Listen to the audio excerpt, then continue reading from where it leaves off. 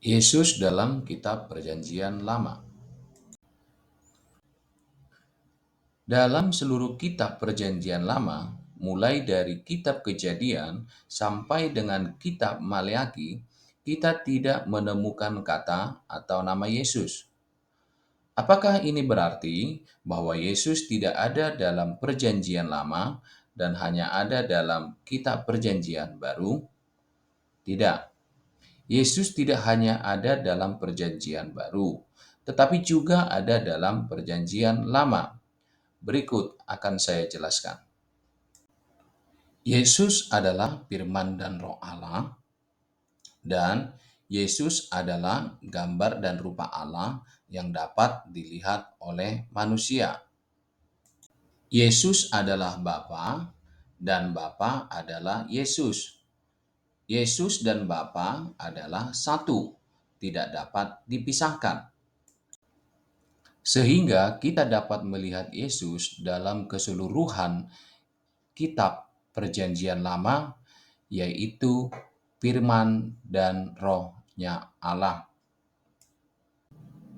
Dalam kitab Perjanjian Lama dan kitab Perjanjian Baru, kita akan melihat penyataan diri Allah dalam 3 masa kepada manusia, yaitu 1. Masa Perjanjian Lama, 2. Masa Perjanjian Baru, dan 3. Masa Yesus naik ke sorga atau masa sekarang. Orang yang hidup dalam Perjanjian Lama memang tidak mengenal Yesus adalah Allah karena Allah belum menyatakan namanya kepada orang yang hidup pada masa Perjanjian Lama.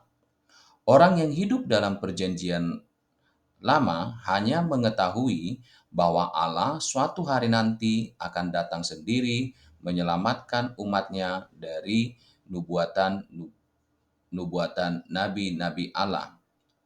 Orang yang hidup dalam Perjanjian Lama mengenal Tuhan sebagai Allah Bapa karena Allah sendiri yang menyatakan dirinya sebagai Bapa bagi bangsa Israel. Hal ini dapat kita lihat dalam Kitab Keluaran 4 ayat 22.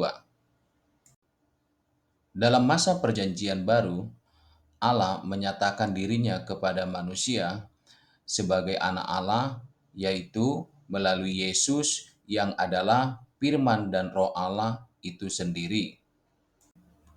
Dalam masa Yesus naik ke sorga sampai dengan sekarang, Allah menyatakan dirinya kepada manusia dengan mengirimkan rohnya yang kudus kepada manusia. Kehadiran Allah dalam 3 masa. Masa Perjanjian Lama, Allah hadir dan diam di tengah-tengah bangsa Israel dalam kemah suci. Masa Perjanjian Baru, Allah hadir dan diam di tengah-tengah manusia. Masa Yesus naik ke sorga sampai dengan sekarang, Allah hadir dan diam di dalam hati manusia.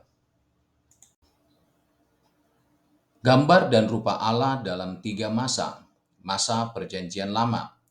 Manusia tidak dapat melihat gambar dan rupa Allah, karena siapa yang melihat Allah pasti mati.